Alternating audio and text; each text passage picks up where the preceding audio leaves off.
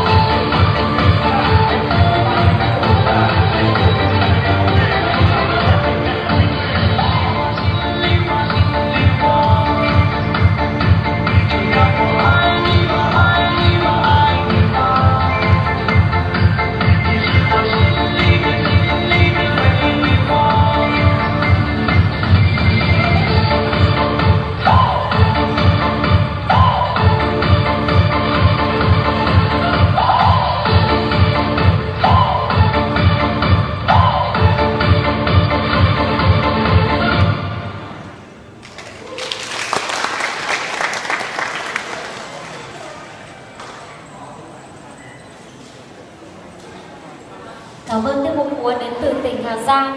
Sau đây xin mời quý vị đại biểu cùng toàn thể các bạn cùng thưởng thức tiết mục múa Chài Mông Điện Biên.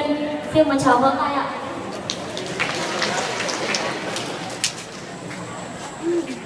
Ra đây cho xem nào.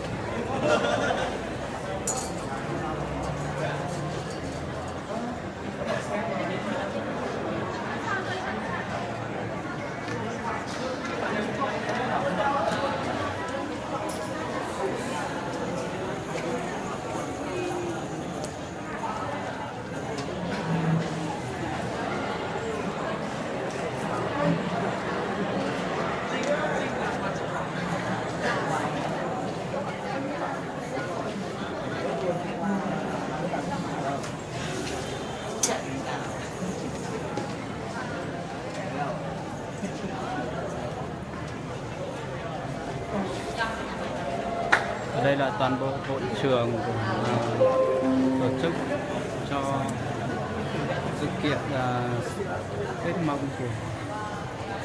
của sinh viên ở Thái Nguyên sinh sống và học tập tại Thái Nguyên. Kính thưa các quý vị đại biểu, các thầy cô giáo cùng toàn thể các bạn sinh viên thân mến, một năm mới bắt đầu bằng mùa xuân, đời người bắt đầu bằng từ tuổi trẻ, và tuổi trẻ cũng chính là mùa xuân của đất nước. Trong không khí vui tươi, phấn khởi, bước vào năm mới 2018, chào mừng Tết cổ truyền của đồng bào dân tộc Mông nói chung và các bạn sinh viên Mông đang học tại Thái Nguyên nói riêng, được sự đồng ý cho phép của Ban Dân tộc tỉnh Thái Nguyên, Phòng An ninh Chính trị Nội bộ Công an tỉnh Thái Nguyên, Đại học Thái Nguyên và sự quan tâm của Ban giám hiệu nhà trường Đại học Nông lâm Thái Nguyên cùng toàn thể các ngành đoàn thể tỉnh Thái Nguyên.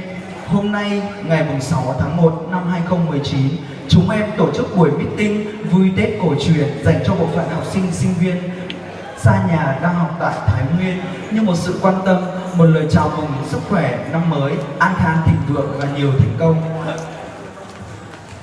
Kính thưa quý vị đại biểu, kính thưa các thầy cô giáo cùng toàn thể các bạn sinh viên thân mến, rất vinh dự cho chương trình của chúng ta ngày hôm nay có sự góp mặt của các vị khách quý cùng quý vị đại biểu đã đến dự chung vui cùng với chương trình.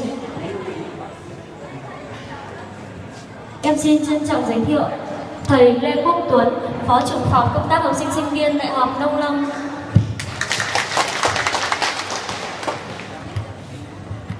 Em xin trân trọng giới thiệu thầy Trần Hải Đăng, Bí thư đoàn trường Đại học Nông lâm. Xin trân trọng giới thiệu đồng chí Dương Ngọc Thái, Phó Chủ tịch Hội Sinh viên Đại học Thái Nguyên, Chủ tịch Hội Sinh viên Đại học Sư phạm.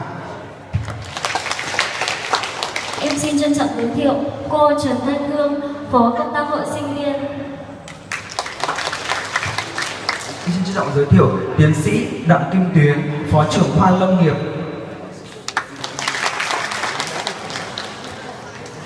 Em xin trân trọng giới thiệu bác Nguyễn Thái Nam, trưởng ban dân tộc tỉnh Thái Nguyên. Vì chúng ta nhiệt liệt chào mừng. Xin trân trọng giới thiệu thầy Nguyễn Thái Nam, trưởng ban dân. Xin trân trọng giới thiệu đồng chí Thượng tá Nguyễn Xuân Hoài, trưởng phòng An ninh Chính trị Nội bộ Công an tỉnh Thái Nguyên.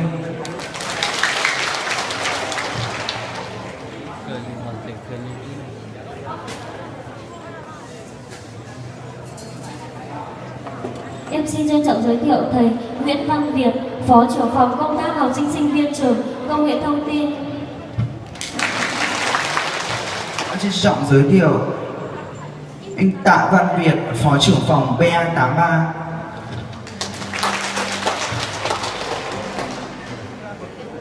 Đến dự với tên cổ truyền Sinh Lâm Mông Thái Nguyên của chúng ta ngày hôm nay còn có sự hiện diện của các ban liên lạc Sinh Lâm Mông, du học sinh Lào tại Thái Nguyên, ban liên lạc Sinh Lâm Mông tại Thái Bình và tại thành phố Hà Nội.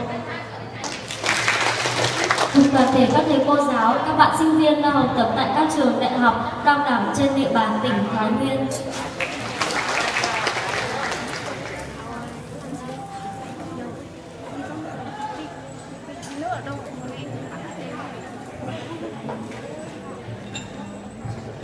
Sau đây để thay đổi không khí buổi meeting hôm nay, chúng ta cùng đến với tiết mục múa Dài Mốc Điện Biên. Xin mời quý vị và các bạn cùng thưởng thức ạ.